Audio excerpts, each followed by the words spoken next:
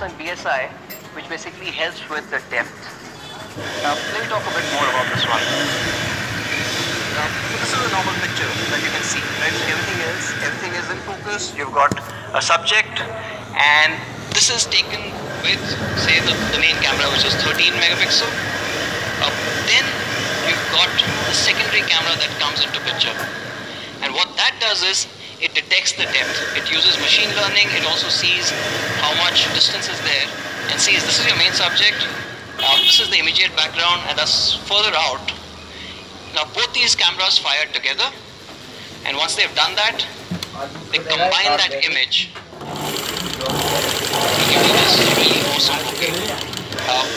Your portrait shots are never going to be the same again. They pop, they look like they're almost 3D, and frankly, you guys would want to change your profile pic after you take a picture with this. So that's the cameras. Obviously a drastic change from everything that we've done in the past. Next one, performance. Right, so we've always stood for performance. How do we step it up? So we had to go back and look at the entire system. Right, so when we say killer performance, it's actually a combination of two things that come into play. And all of you guys are aware of this. What you get is software and the hardware. And this is a really apt quote. It's a simple one, but it explains the importance of those two elements, right? The hardware that makes a machine fast, and we can take care of that. Most people forget the second part, which is the software that actually makes a fast machine slow. So if your software is not optimized, if it's not to the right level, or if you try and do too much, chances are that you're not really using the hardware properly. And this is something that we have to kind of fix. Let me talk about the software part of this. And I guess some of you guys already know this, but we've made a drastic change in the way we're kind of looking at software. So why software is important is because that's what consumers see. Whenever you guys are opening up your phones, it's the UI that you kind of come across, that's what you interact with. You're not really punching things into the CPU directly. But that's not going to happen. It's happening through the software interface. And that becomes very important to sort of see every day. This is a normal case. For some people, of course. What happens is, in the case of Android, most OEMs take Android, have a chipset, so this is the hardware, and then on top of that they add their own UI layer, and then you kind of get to the user. It's almost an additional layer which basically ends up, it's over the Android overlay, it will end up kind of giving you a suboptimal performance, not to talk about chances of security breach because you are actually playing around with the Android core system. It's almost like, suppose I have to kind of pass something from A to B and I pass it through C. It's just an additional layer that we thought at this stage we could do away with. So what we've done is we've actually removed this layer and made it really clean. It comes with stock, and as you saw, people are asking for the latest one, so it's actually running Android 7.1.1. And of course you get all the good things that come with the stock Android. So you get Google Assistant, of course it's 7.1.1, so you get other things as well, right? So you can send GIFs or GIFs, however you like it, from your keyboard, or launch actions. You should try this where you long press the icon for some time, especially the Google apps have it now, and you get shortcuts right there. Of course you got multi-window, great for multitasking, better productivity. You've got improved doors, you've got bundled notifications, and the way Android now has notifications far superior to any OEM UI that you would see. Right, so there is actually no need to kind of go over and try and change this. Of course, one more thing is you can change the display. Like more information or less information, you can actually play around with that as well. So Android of course, it is Android 7. So over generations, it's become a lot more mature. It's got all the features in, and you don't really need to tweak it that much, right? Earlier, maybe 2 years, 3 years ago, there was some case for OEMs to put skins on top, but we realized right now all it's doing is hindering user experience and performance, so we took that off. So what you get is stock Android for the first time on a Lenovo device, which should make a difference in terms of performance. But this is the part which ensures that a fast hardware goes fast. What about the hardware itself? Okay. Let's talk about the hardware. And actually, before telling the specs, let me show what this hardware can do. So what we did was we took some of the common devices that are available today and ran a benchmark tool called Antutu. It's not really perfect, but because you have to quantify stuff, it becomes hard to see how much is a performance difference between two devices. For the uninitiated, just remember, higher the score, faster the performance, the more powerful a particular device is. So let me start with this. On our P6, which is the last generation, was running a Snapdragon 430. You got about 43,000 Antutu score. It was a pretty fluid device. It did pretty well. But you step it up a little and you take it to a Snapdragon 625. Again, running on a couple of devices, including our P2. Pretty good chip. And of course, you already stepped it up from 43,000 to 63,000. There's a new chip in the market called the Helio P20. It improves over the 625. And this is also, you can see that on certain devices. That they're already there in the market. But then none of these were, as we would probably put it, as killer enough for the killer note. So we had to really kind of step it up all the way, right? So the K8 note, like we said, we skipped a generation. Actually, we've doubled the performance from the K6 note. Right? It's a massive leap. It's something that is not really there in this particular segment. How does this happen, though? Right? I mean, this is an insane score that you actually get. How it happens is you've got 4 CPU cores that handle your basic tasks. And these run at a speed of about 1.4 gigahertz. But when you need a little more performance, there are another 4 that come in. And these are running at 1.85 gigahertz. And these are able to handle most of your performance tasks and the basic tasks.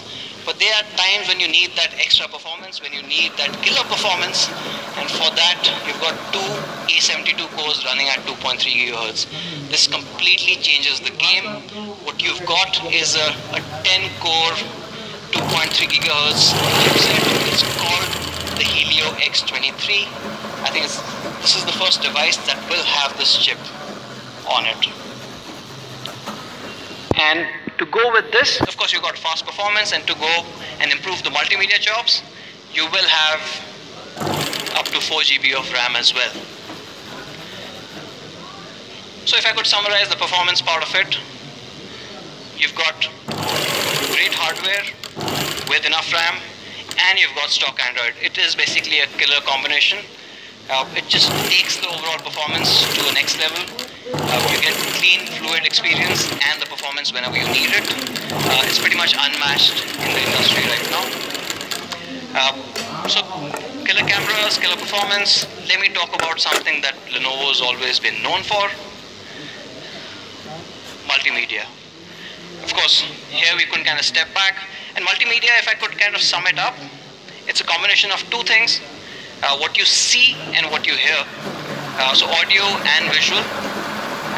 So of course, from an audio perspective, you want, consumers have actually come to expect great 360-degree immersive sound from our perspective. All the K series devices, at least in the last year and a half, 2 years, have had Dolby Atmos, and so will this.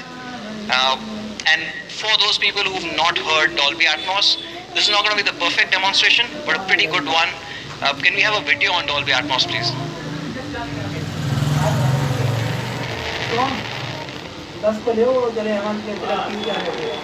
This is Dolby Atmos, the world's first object-based cinematic audio. With powerful moving audio that transcends from channels to moving around you with pinpoint accuracy.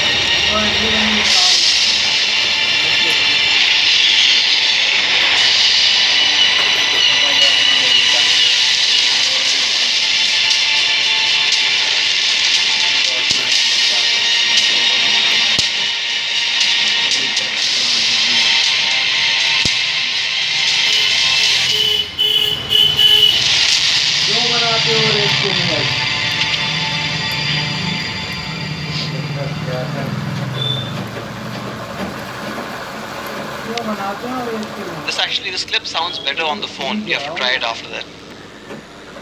So of course, music has been a key deal for the K series, and no difference for this one. But we decided to actually take it to the next step. The music was so good that we decided to give it a music key. It's a dedicated music key that you find on the phone, and basically without really switching on the device, you long press it, you can play music. Long press it again, you can pause it, you can go forward, you can go back. So you get complete music controls with this music key as well. Again, it is a multimedia device. It is probably the best multimedia device that you can get. We had to kind of put all of this in. But for those people who are not really music fans, what does this key do then? Well, actually anything.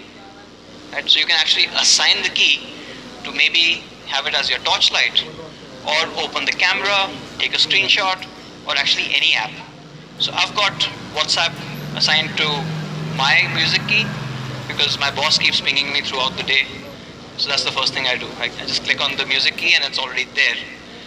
It just kind of creates another shortcut. It gives you that physical control, and you get more options. Now that's from the music part of it. So you've got Dolby Atmos, and you've got a music key, and of course you've got great speakers and great audio experience. Then comes what you see.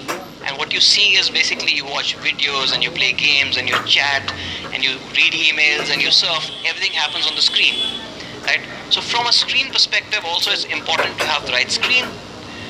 And what we've got is a full high definition 1920 by 1080p display.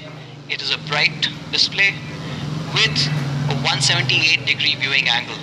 Now this one is something that from a Lenovo perspective we cannot compromise, because we need this wide viewing angles, because Lenovo has something that nobody else does, which is Theatre Max. So again, a lot of people would have not really seen Theatre Max yet. Theatre Max is not VR. Let me just clarify that. Yes, you can run VR apps on Theatre Max, but the idea was to detach just certain set of apps that you can do and have this large experience, and give consumers the control. What happens is when you put it in Theatre Max mode, it does dual rendering of the same content, so one for the left eye, one for the right eye. And when you use a VR headset, any VR headset, what you get is a virtual large screen. Right? So it's almost like sitting in a movie hall or a theater, and hence Theatre Max, if you're getting the drift there. From a math terms perspective, if you are sitting about 40 feet away from a screen, this virtual screen is about 100 feet wide. So it's that ratio that you get. And what can you do with it? Actually anything. Right? So you can play any video. You could be streaming a match, a cricket match or a football match. You can actually see it on that large screen. And as we demonstrated with the K5 Note, you can actually game on it. Right? So imagine gaming in that large screen experience, which is just phenomenal. So this is what you get with Theatre Max. So from a multimedia perspective, amazing audio, great screen, and Theatre Max capability. What do people do? Right? And this is something that people repeatedly came back in the past saying we want more storage then, because we have so many movies and we want to carry all our music libraries with us. So you've got 64 GB of storage. Of course, 64 GB is pretty good to carry most of your content there, but that's not the end of it. When we kind of asked consumers a bit more, they said we want better storage. And this better storage is a very interesting term, where you have to kind of really ask what do you mean by a better storage? it's quite simple when you finally get to it. There was a particular element of storage that they said we'll pay you if you get rid of this. Any guesses?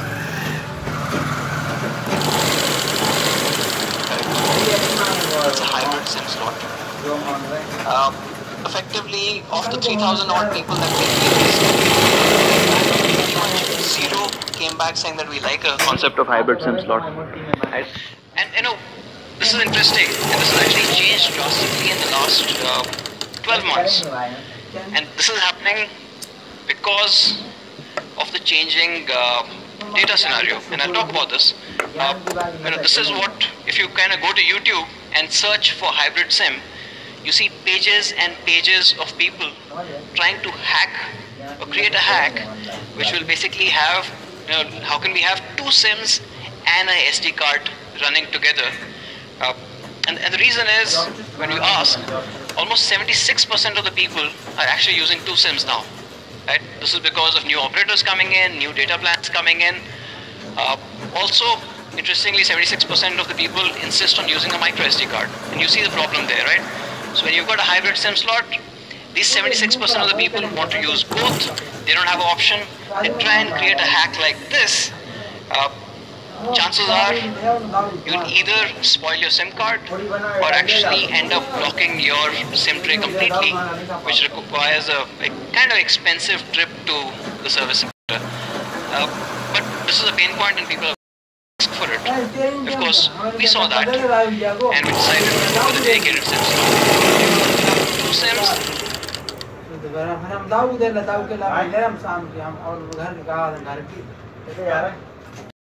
And a micro SD card slot, so 3 slots. You don't have to compromise. You get all of it, and of course it does support USB OTG.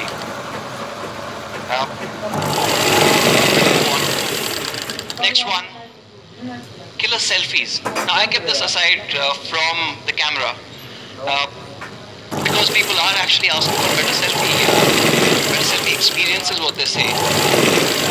What does it mean actually? I don't know if you guys would have seen this happen. People are taking a picture, but they're using the back camera of the phone. Why? Because probably the front camera isn't good enough to take a great picture. Or this actually happens a lot more when the lighting conditions are poor. Because, of course, taking a picture